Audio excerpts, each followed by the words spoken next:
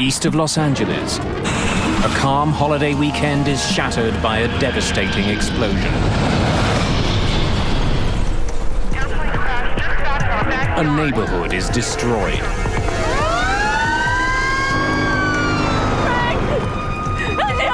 I turned and saw my house totally on fire. All the houses behind me were all on fire. Where are they? Where are they? Fiery wreckage is strewn for blocks. Investigators must discover why this airliner crashed and find a way to stop it from ever happening again.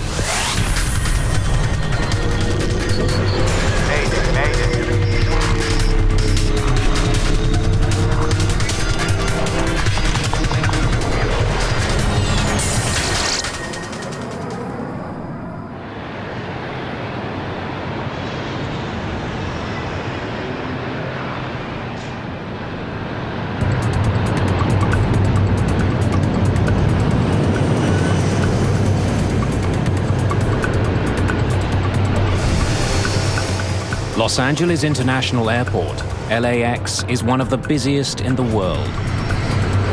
It's used by 40 million passengers each year. More than 1,500 planes take off and land every day.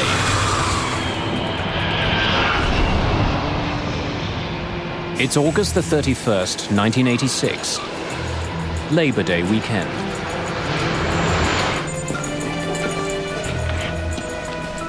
Today, a junior air traffic controller, Walter White, will be handling some of that traffic. Let's go.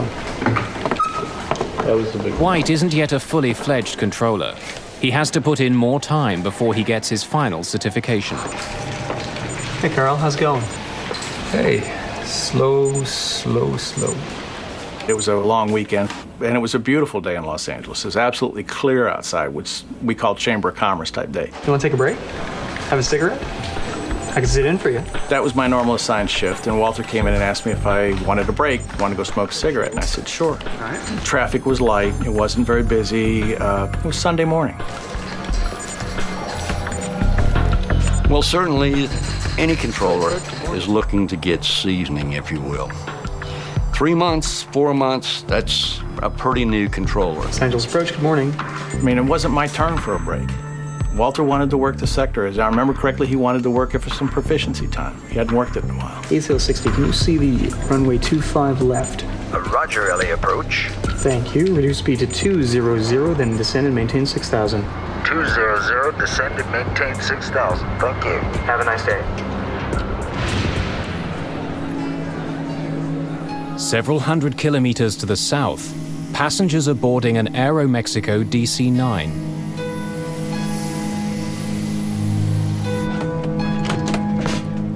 Dr. Donald Wong and his sons are returning from a highly successful fishing trip. Jason, I think we should put it up in the kitchen. They caught an enormous sailfish, Your mom would love it. which they plan to display at home. Labor Day weekend was the last weekend before school was to start. Donald decided that it would be fun to take the boys fishing down in Mexico, to go deep sea fishing, which he'd only done one other time in his life. This would be a father-son bonding weekend. And it was also the first time that they had traveled without me.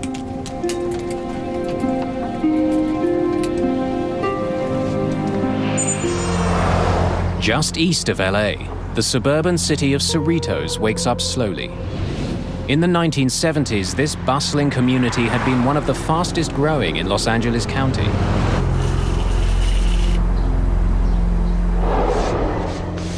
My husband had been working out of town all week, and he was coming home for the weekend. And that Sunday morning, I decided, let's just stay home, not go to church. I'm gonna go out and get your favorite things for a good breakfast. Javier, go and take a shower. And I left to go to the grocery store. In the home was Alex. He was 14. His twin sister, Angelica. She was asleep. He was asleep still. And Javier, that was my 16-year-old. And my husband.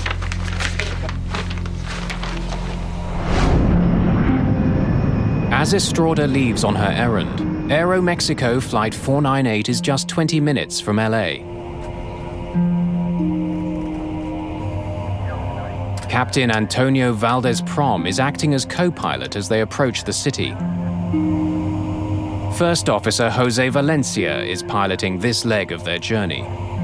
Ready when you are, Cap.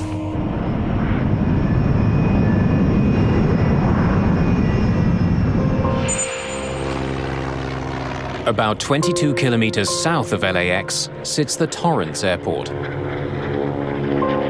Operating in the mammoth shadow of LAX, Torrance serves private planes and amateur pilots. It's one of several small airports that operate near LA, a region that has over 6,000 weekend flyers. Fuel set. At the end of a busy summer, William Kramer, his daughter Caroline, and wife Kathleen are finally taking to the skies. Piper 4891. All clear for takeoff. Good morning, Piper 4891. This is Torrance Tower. You're clear for takeoff from runway 5. They're heading to Big Bear Lake, Rolling tower. about 200 kilometers northeast. A meticulous man, William Kramer is an executive for an engineering company. 6 years ago, at the age of 47, Kramer bought his first airplane, a stylish and swift Piper Cherokee.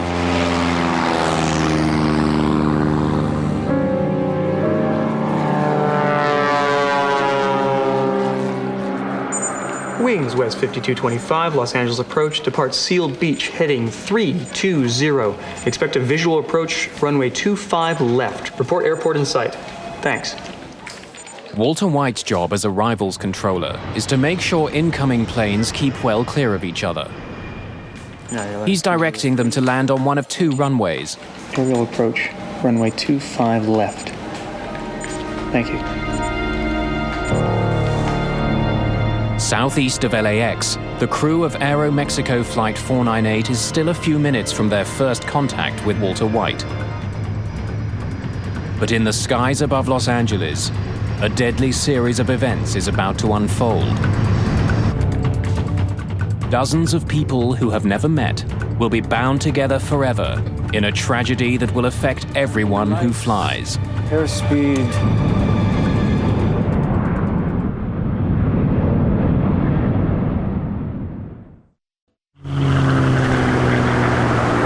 August the 31st, 1986, Labor Day weekend. That's it. Holiday's over.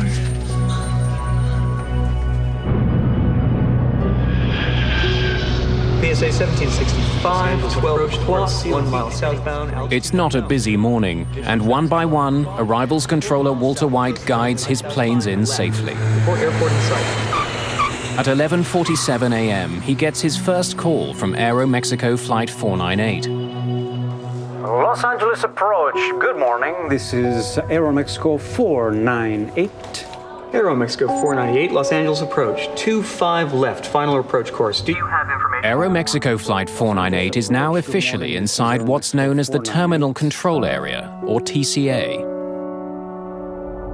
Sometimes referred to as the birdcage, the TCA is a complex piece of three-dimensional airspace around the airport. It's restricted airspace that's normally found around heavily congested airports or hub airports where the traffic density is extremely high and you need to control the access into and out of that airspace. Aeromexico 498, traffic 10 o'clock, 1 mile northbound, altitude unknown. Roger 498. Aeromexico 498, reduce speed to 190, then descend and maintain 6,000. As the Aeromexico plane descends, William Kramer and his family continue climbing.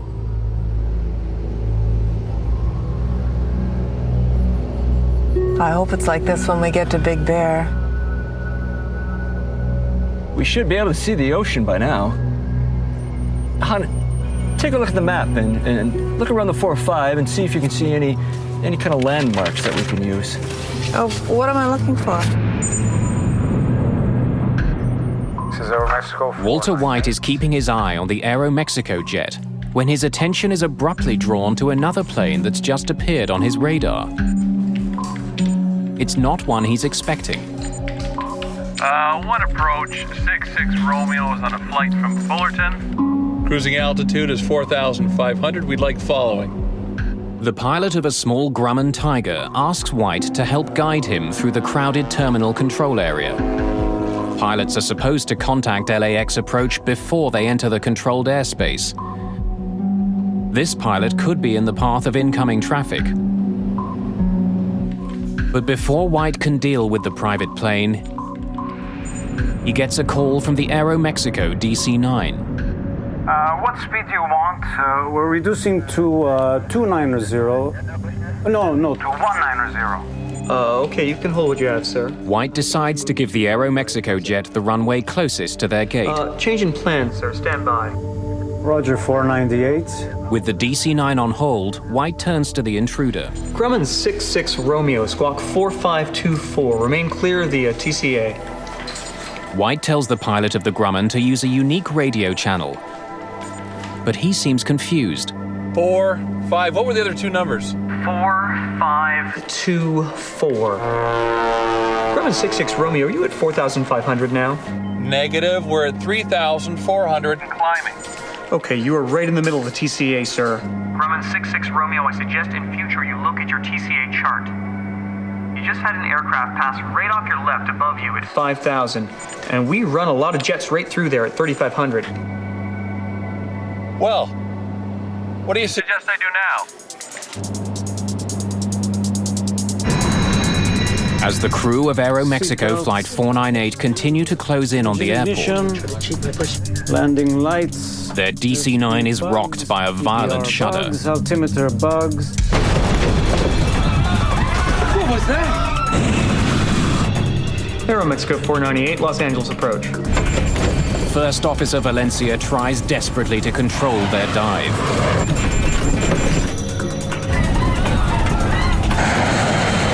Aeromexicon 498, Los Angeles approach. This can't be.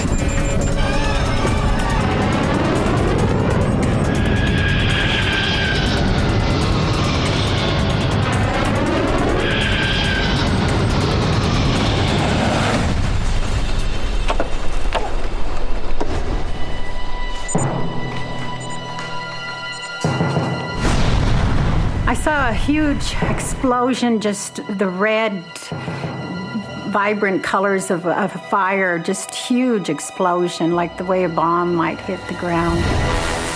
White is getting no response from the Aeromexicon jet. Aeromexicon 498, Los Angeles approach. And now he can't find it on his radar screen. I'm sitting there talking with the two departure controllers and not really thinking. I hear Walter say something like, I think I lost one. Aeromexicon 498, Los Angeles approach. That immediately got everybody's attention. So I looked at the radars and could hear him calling Aeromexicon 498. Called him several times on the radio. Where was Aeromexicon? At this point, we weren't absolutely sure what had happened. White calls to an incoming jet for help. American 333 Heavy. I want you to take a look around at 11 o'clock. I just lost contact with a DC-9. Let me know if you see anything down there, please. 11 o'clock, 5 miles. What altitude? He was last assigned 6. He's no longer on my radar scope, American 333 Heavy. Okay, I see a very large smoke screen off on the left side of the aircraft, about 11 o'clock.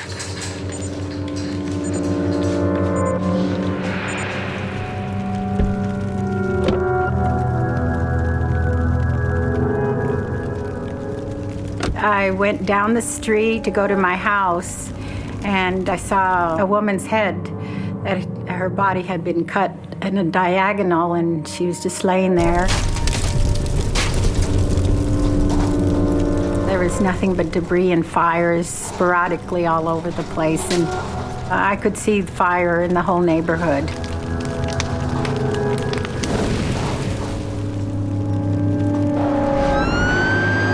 Nearby, an engine from a local fire station had been on a training exercise led by Fire Captain Larry Hambleton. All of a sudden, one of the firemen tapped me on the shoulder and said, "There's a big column of smoke, off to our left." So I picked up the mic and made a guess at the address. Responding to a large fire north of 91, north of Terminator. They came back and said, "Well, we've got a report of an airliner down." So I upgraded the response to basically triple what I initially asked for. I'm calling for a third alarm and 2 air squads east of 183 in Terminator.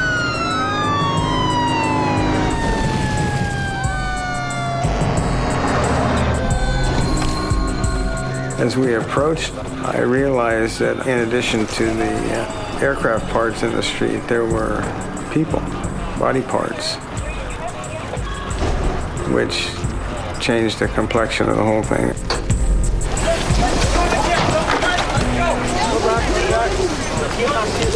Derek, get in here. Set up a perimeter.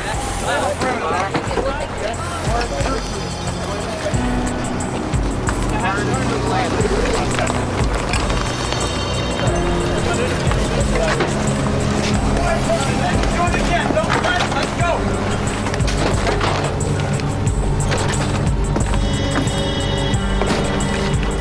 Hello? Hello? Can anybody hear me?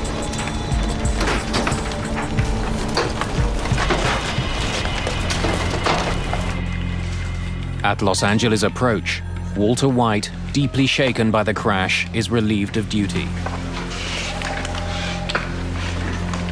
I remember watching Walter get up and walk out of the room by himself.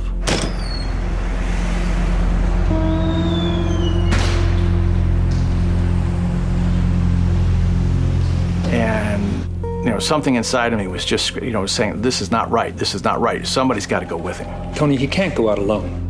I could have been sitting there just as easy as him. And I don't know if I'd have done anything different than he did.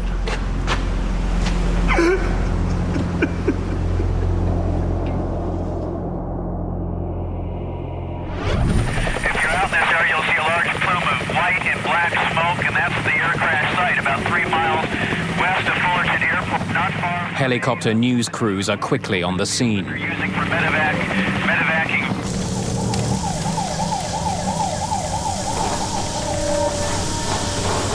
There was a lot of fire in front of me, and my house was just totally on fire. Frank! Angelica! Javier! Angelica! And I saw my neighbor. Where are they? I said to her, "Rose, where's my family? What happened?" And she goes, "Oh, honey, your family's in here. They're over here. We're looking for you."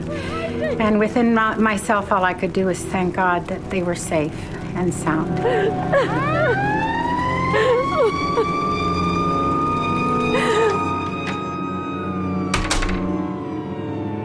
She took me into her home, and I saw Alex. Alex? Alex! What happened? Where's Angelica? Where's Angelica? I don't know. Where's Javier? Where's Papa? I don't know, Mom. I'm sorry. And he started crying right away and said, "Mom, I'm sorry. I'm the only one that came out alive." And all I could do was hug him.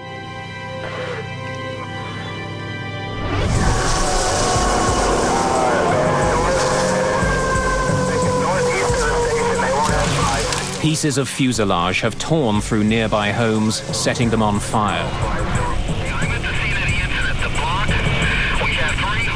The tail section of the jet has been catapulted more than a block from the crash site.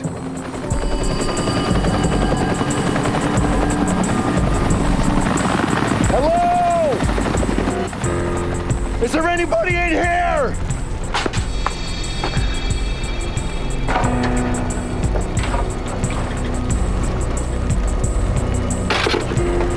As I surveyed the houses and the crash site around me, it was a very surreal experience to stand right there for probably 4 or 5 minutes before anybody else showed up and not see another living soul. I have got wreckage all over the place. There are no survivors. just fatalities? No, I dealt with death on one or two or three people in a residential fire, but never a whole airliner full of people.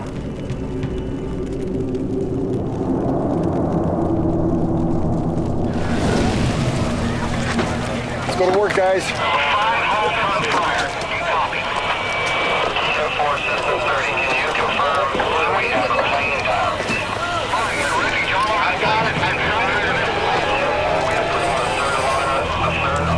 I don't think I ever saw a whole human being.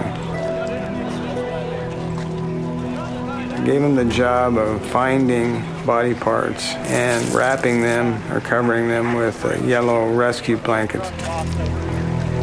No matter where it was, ever so small or whatever, a hand or a torso or a leg or whatever. That became life to us. It was treated with respect. My memory of the incident is in a muted shade of brown. It's not black and white, it's not vivid color. The grass isn't green, the houses don't have paint. It's all some muted brown shade. And I'm told that that's my brain's way of taking something violent and horrible and softening it a little bit so I can live with it and deal with it. This neighborhood has just been torn apart. Yellow sheets mark the bodies. I count 1, 2, 3, 4, 5, 6, 7, 8, 9, 10, 11 bodies right now. Oh, gosh. This neighborhood has just been devastated. 16 houses have been damaged, many of them completely destroyed.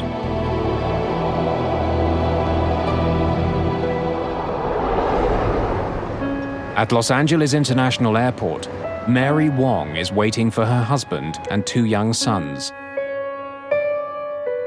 I went to the airport to pick them up around noon and waited in that area outside of customs and waited and probably, you're thinking, well, customs might take a little while, but about maybe 12:20 or 12:30, I started seeing a man walk around with a pack on his back with a green cross. We were taken up to a lounge upstairs, and on the elevator up, I looked at the man and I said, "They're dead." I said, "I just know they're gone." In Cerritos, emergency workers are shocked by another grisly discovery. In the playground of a local school, they find the wreckage of a Piper Cherokee Archer. Remarkably intact, the plane's canopy is sliced off. Its 3 occupants are found still belted into their seats. William Kramer and his family are dead.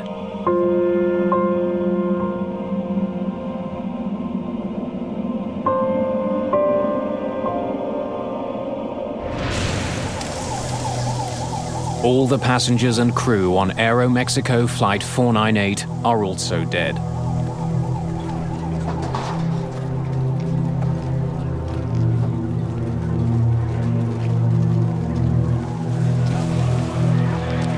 In addition, 15 people on the ground have been killed. It's a horrifying situation. 2 planes have crashed into a California neighborhood. Something's gone terribly wrong in the skies above one of the busiest airports in the world. Now investigators have to find out exactly what happened. On the last day of August in 1986, a lazy Labor Day weekend is shattered by an enormous explosion.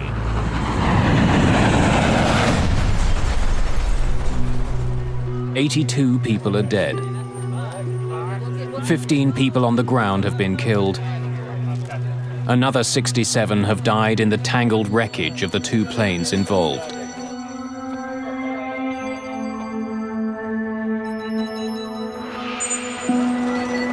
Investigators from the National Transportation Safety Board arrive that night. They include experts in human performance, flight systems, and air traffic control.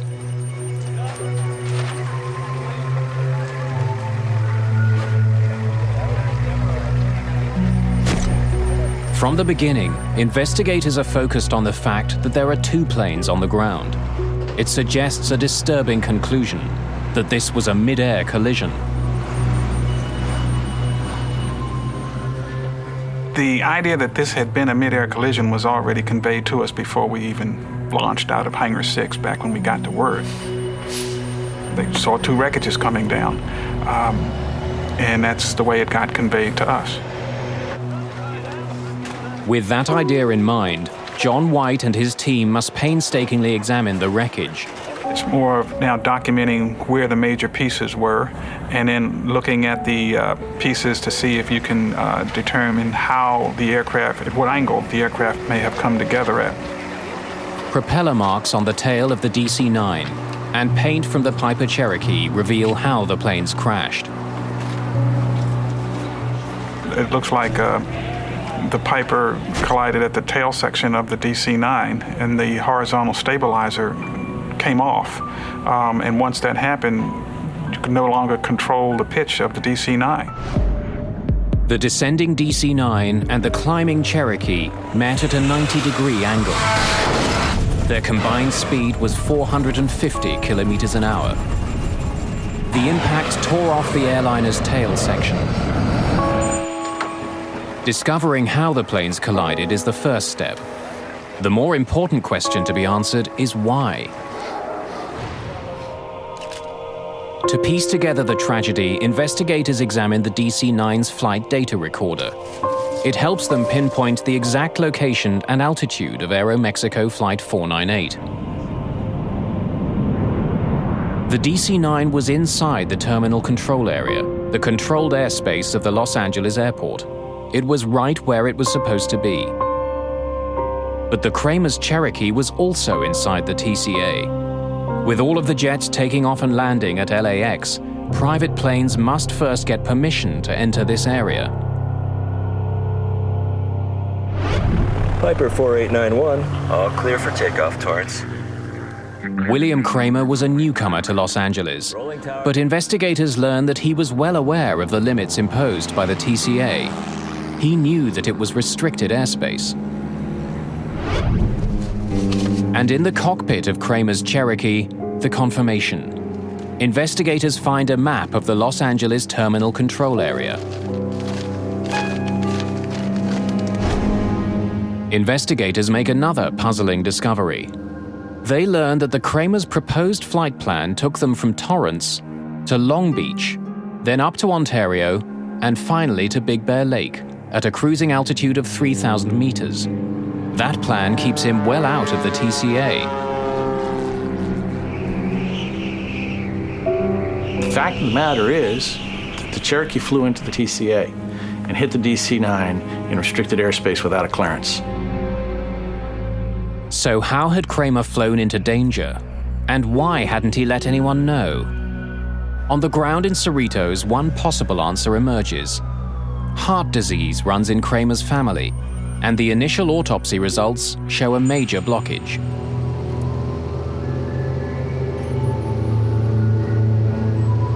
Are you all right, Bill? Yeah, I'm fine.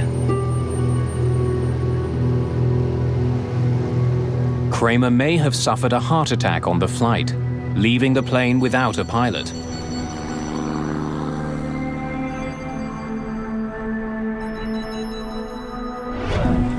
Samples of William Kramer's heart tissue are sent to the Armed Forces Institute of Pathology for testing. If he suffered a heart attack, it might explain why he didn't call in to LA approach. It's totally possible that he could have had the heart attack, fell back, pulled the airplane up, and that's why he didn't try and avoid the DC-9. But no matter why Kramer was flying in restricted airspace, Air Traffic Controller Walter White should have been able to see him. Kramer's plane should have appeared on White's radar. Before being questioned by investigators, White reviews the radio calls from that morning. He needs to be sure of what he said and what he saw. Richard Wentworth was one of the investigators who talked to White. At any time, did you see the Piper Cherokee on your scope? No. No, sir. The Piper's target was not displayed. It is my belief that it was not on my radar scope.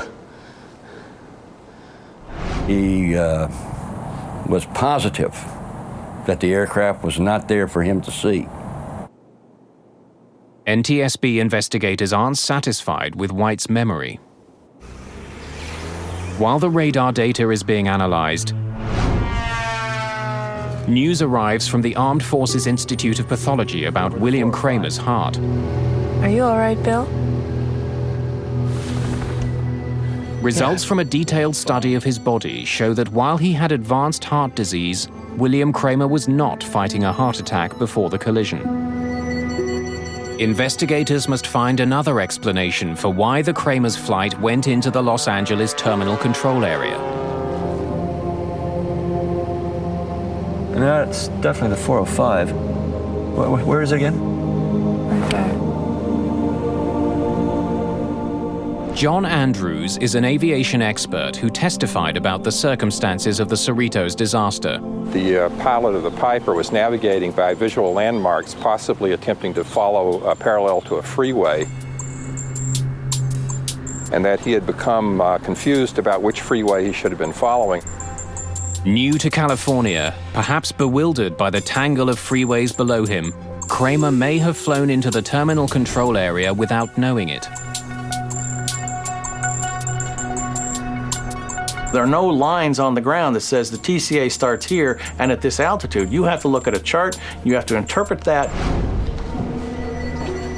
Investigators are now confident they can explain why Kramer was inside the controlled airspace of the TCA. But when he finally gets a look at the air traffic control radar record, Richard Wentworth is convinced that Walter White should have been able to see the Piper.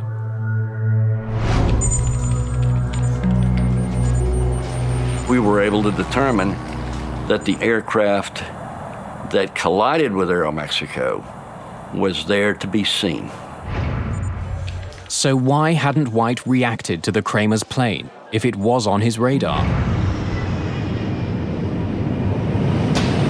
When Walter White came to work that day, the arrival station was being controlled by Carl Grundman. Hey, Carl, how's it going? Hey. Slow. Grundman believes that long-standing radar problems were the reason White didn't see the Kramer's plane. I can sit in for you. Controllers have been complaining about the radars for a long time. Yours, buddy. All right, thanks a lot. We had reported problems with the radar not picking up targets several times.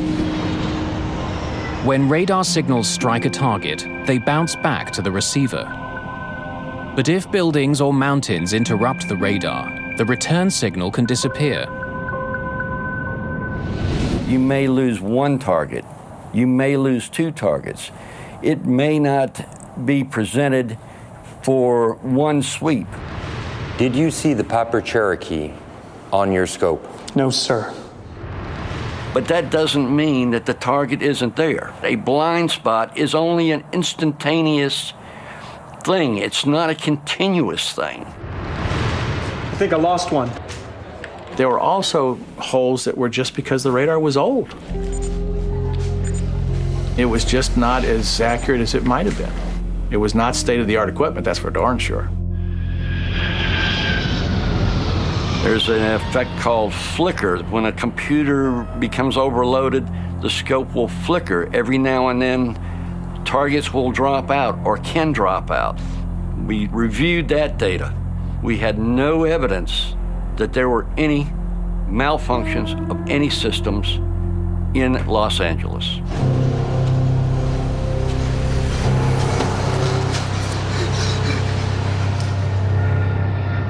There is another possible explanation. If the Cherokee had appeared on the radar, White still could have missed it. Investigators focus on the other plane in the sky that day, the Grumman Tiger. Private planes are required to contact air traffic control if they're entering the terminal control area. But the Tiger was already deep into the TCA before it radioed Walter White. One approach, 66 Romeo is on a flight from Fullerton. Cruising altitude is 4,500. We'd like following. Grumman 66 Romeo, are you at 4,500 now? Negative, we're at 3,400 and climbing.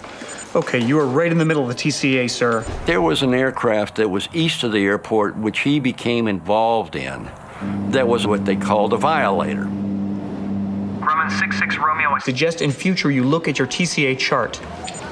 You just had an aircraft pass. The problem with the conversation between the controller and the pilot of the Grumman is that it went on too long. Why were you so mesmerized by the Grumman? I thought he posed a risk. This occurred during a critical time at which the two aircraft to the southwest of his display, which was the Aeromexico and the Cherokee, were merging. But even if the Cherokee's signal did appear on White's radar, and even if he had seen it, investigators discover that White still would not have had all the information he needed. Radar signals only show controllers that a plane is in range. Transponders on planes can broadcast other information, including height and speed. But at the site of the Cherokee wreckage, investigators discover the plane's transponder is a basic model. It only sends out information on the plane's direction. It provides no information about the plane's altitude. So these controllers were pretty much used to seeing a little triangle which represented a VFR aircraft with no altitude readout, traversing all over the place. And unless they learned firsthand from the pilot, they had an expectation that the aircraft would not intrude into that airspace. Grumman 66 Romeo squawk 4524. Investigators believe that White's divided attention, perhaps made worse by an older radar system, explains why air traffic control never warned the DC-9 of the danger posed by Kramer's Cherokee. Any landmarks that we might be able to use as a visual. But there's another mystery that hasn't been solved. Studying the radar records from the day, NTSB investigators are startled by what they find. Neither the crew of the DC-9 nor the pilot of the smaller Cherokee took any evasive action before the crash. Both pilots appear completely unaware of each other. Definitely the 405. Why hadn't the pilots of either airplane reacted? Visibility was over 20 kilometers. How could two planes collide in the clear blue sky? To try to get a better sense of what was happening inside the Aeromexico cockpit, investigators listened to the airplane's cockpit voice recorder. Los Angeles approach, this is Aeromexico 4. The flight crew had put Walter White on their overhead speakers. The microphone for the cockpit voice recorder was right beside the speakers. Depart Sealed Beach, heading 320. Much of what the pilot said was drowned out by White's voice. Reduce speed to 200, then descend and maintain 6,000. Altimeter bugs. The radar information paints a puzzling picture.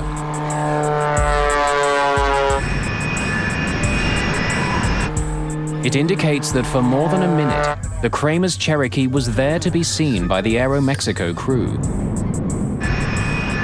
And if the Kramers had looked out of their right side window, they would also have seen the Aeromexico jet. But neither plane altered its course. Neither plane took any action to avoid the deadly collision.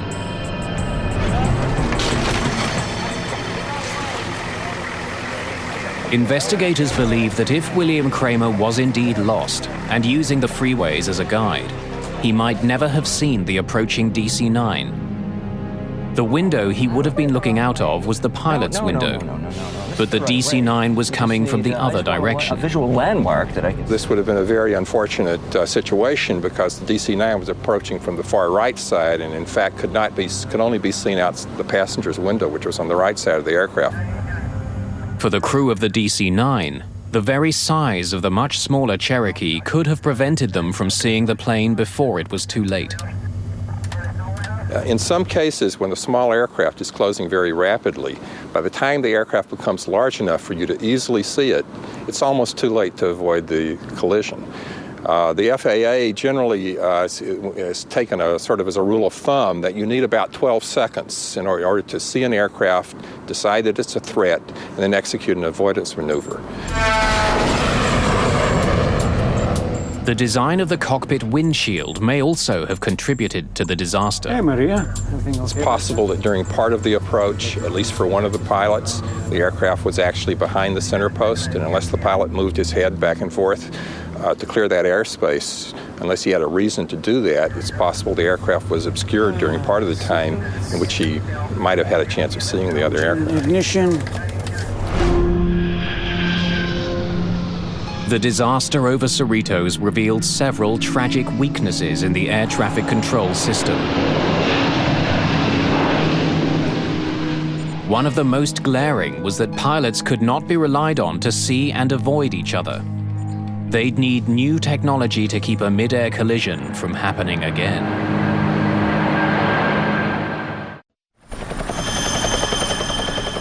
A small California neighborhood is rocked by a terrifying plane crash.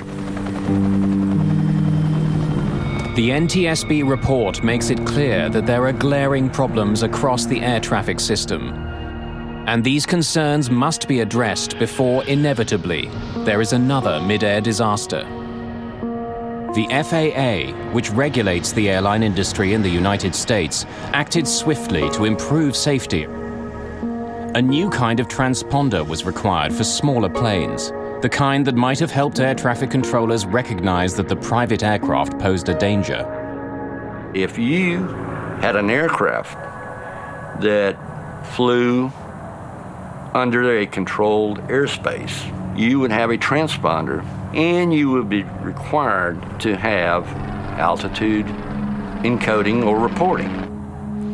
That way it would be no mistake as to whether you had an intruder or not. A new system called Mode C Intruder was also developed to warn air traffic controllers. Mode C Intruder is an automated program that is now incorporated in all our major radar facilities, that if an aircraft should inadvertently intrude, the controller will now be given a visual and an oral alert, thus giving him time to provide a timely warning to the pilot. Check. Seatbelts, engine ignition. Even for the most diligent pilot, the old strategy of see and avoid had serious limitations.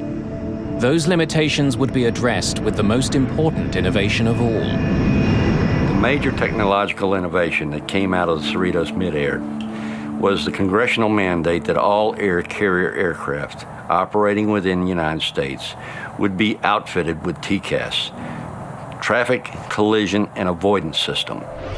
John Andrews worked on the team that developed TCAS. The TCAS collision avoidance system, which was under development, quite possibly could have prevented this accident. TCAS gives the pilot a traffic advisory at 45 seconds before the potential collision.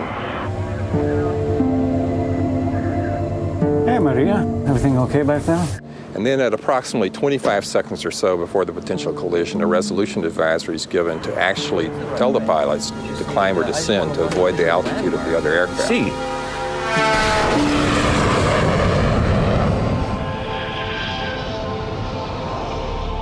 Today, commercial airlines around the world use TCAS.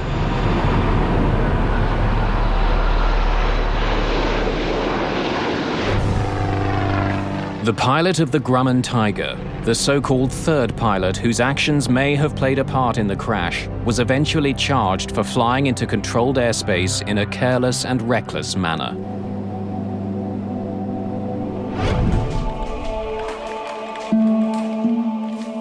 For Walter White, the effect of the disaster over Cerritos could not be overcome.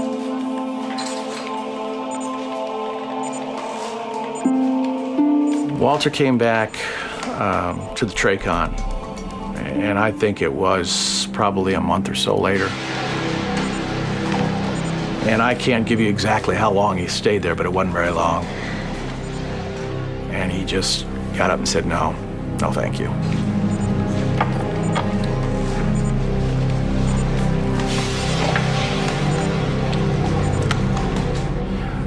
And as far as I know, he didn't talk to airplanes again.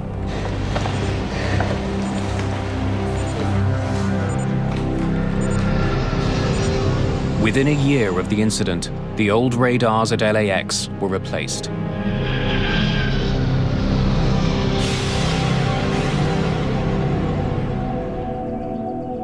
In Cerritos, a memorial garden now marks the day of the disaster. Mary Wong has since remarried, but the pain of returning home that day will never go away. There's nobody here. The house is empty. Derek was already living in an apartment in San Diego, and here I was no longer a mother, except to Derek, and I was no longer a wife. And so it shattered my whole world. Days after the disaster, Mary Wong met one of the few people who could fully understand her loss. I went to the memorial service, and it was very important to me to try to meet somebody else who had gone through this. And I knew from reading stories that Teresa had lost her husband and 2 children. And so I saw someone there who I thought was Teresa. She says, "Are you Teresa Estrada?" And I said, "Yes, I am." She says, "Well, my name is Mary Wong." And she says, I said, "I lost my husband and children also." I just wanted to grab her and hug her because she was feeling what I was feeling. So we had an immediate connection, and we've maintained our friendship over these 20 years.